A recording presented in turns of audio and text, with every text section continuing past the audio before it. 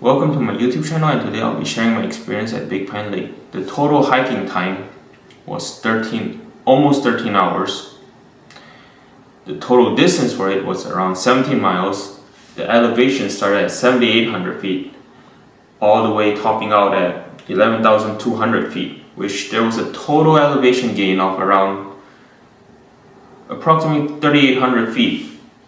So the reason why I decided to do this hike was because of social media, which shown the 7 turquoise lake, and it reminded me of Glacier National Park.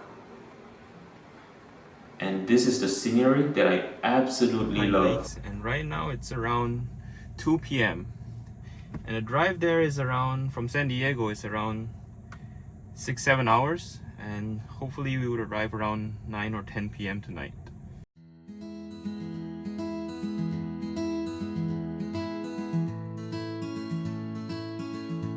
We have arrived Bishop, where we will stay one night here, and it's 9:25 right now. So we will have a good night's sleep and enjoy the trail for Big Pine Lake tomorrow. So before the hike, we're gonna fill ourselves with carbs by eating some instant noodle. So we have arrived Big Pine Lakes, and it's 7:49 a.m. right now, and the total hike for this is 14.9 miles, and it's estimated for around 8 to 10 hours. Once you hike in 0.3 miles, the trail would split into the creek and the Big Pine Lake. And remember to take the steeper option, because that's the one that would lead you to the pretty turquoise lakes. This is also where you would hit the first steep climb in elevation, lasting about 0.3 miles. And along this, you'll pass through a bunch of creeks and waterfall. The next steep climb in elevation would be around the 1.4 mile mark to 1.8 mile mark. After that, there will be another 2.5 miles before you hit the first lake. And the elevation gain there didn't feel that bad for me.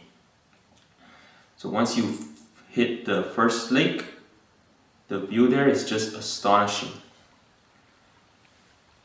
As you can see, the second lake is 0.3 miles further in, and the view is just as stunning, and it's also larger. And you could see glaciers on the mountain behind the lakes. So if you're just here for the photography and scenery, I just recommend you stop here and see the 2 lakes and just go back. And as of the lakes, I wasn't able to find a trail down to see the water's edge on either of those lakes.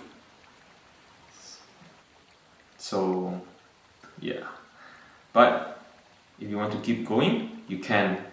You can see the third lake. It's a bit smaller and had a similar view as the first 2 lakes.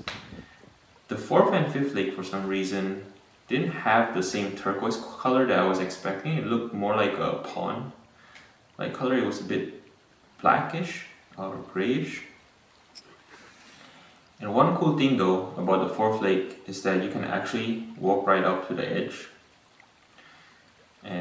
of the pond. So reaching the 6th lake, you would have to hike another 2 miles from the 5th lake, and the elevation gain there is another 1,000 feet more. The view in the 6th lake is decent, but I honestly don't think it's worth the extra mile. So on the way back, we would go through the other loop, which passes through Summit Lake and Black Lake. The stretch there is also very tough, and the scenery was just meh. And once we're done hiking all the 6th lake, Summit Lake and Black Lake, we headed back to our car right at sunset. And that night, I made fried rice with our electric grill, and it was pretty good. So overall, the hike was absolutely worth it, and I'll do it again during winter time. So if you're planning this hike, here's what I recommend. Get a good pair of hiking boots and hiking socks, because I got cut on one of my heels for not wearing the right socks. Bring a hiking stick, pack insect repellent, because there's a lot of mosquitoes there. Wear sunblock, bring plenty of water, because we drank a total of 4 liters of water there and a bottle of Celsius. And finally, bring an offline trail map so you don't lose the trail, because some sections aren't as well marked.